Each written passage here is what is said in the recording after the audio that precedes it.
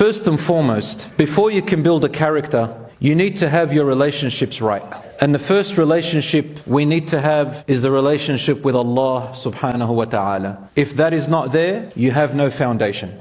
The first condition of building yourself is knowing yourself. Knowing yourself, brothers and sisters, is knowing what you have that you can give, that is useful, and what you don't have that makes you useless. Try to build those skills as much as you can. Number two, brothers and sisters, is called self-esteem. Self-esteem is your opinion of yourself. What do you think of yourself?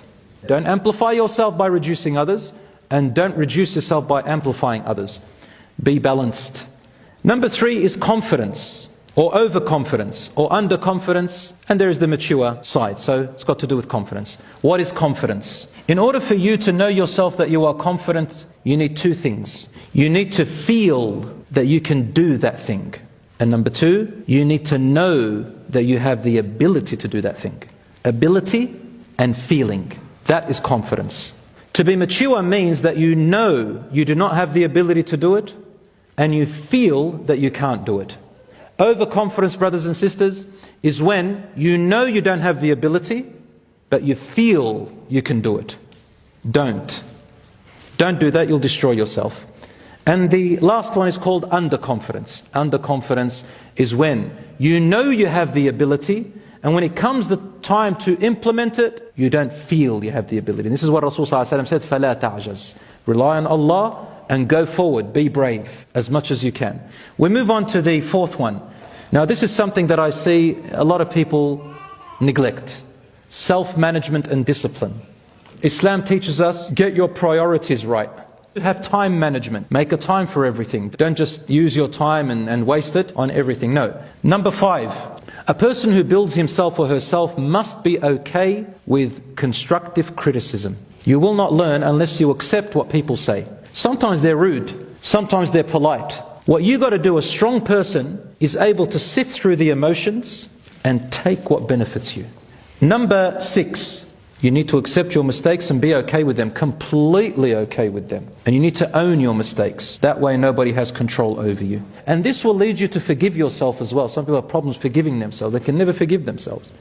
Except that if you have done right by Allah, ask Him to forgive you and know that Allah subhanahu wa ta'ala wipes everything away, and you are only human, you make mistakes and you develop and learn. Number seven, very important, brothers and sisters. A strong person to build themselves, take this advice. Very simple, yet very hard to implement. A person to improve their Islam is to leave that which does not concern them. Don't go into areas that are not your business. Don't ask about things that are not your concern. Don't pry into things that don't concern you. Anything in life. Number eight, avoid as much as you can jealousy, envy, and competing with others for the wrong reason. Competition is good, but not for the wrong reasons. Jealousy, envy, and competing with others for the wrong reason will destroy you, my brothers and sisters. It will destroy you. Number nine, your diet, your exercise, and your sleep. Three things. All of these are in the Sunnah. Your diet can make a difference in your energy levels, your esteem, how you feel, your moods, and your health. Your exercise. Rasulullah used to exercise every day.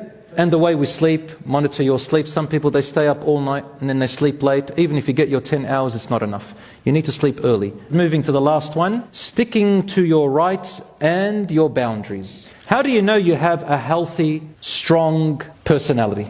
It's when you know your rights, you know other people's rights, you know your boundaries, and you let people know your boundaries, and you know other people's boundaries, and you don't transgress the boundaries. So brothers and sisters, this is a strong person, inshaAllah.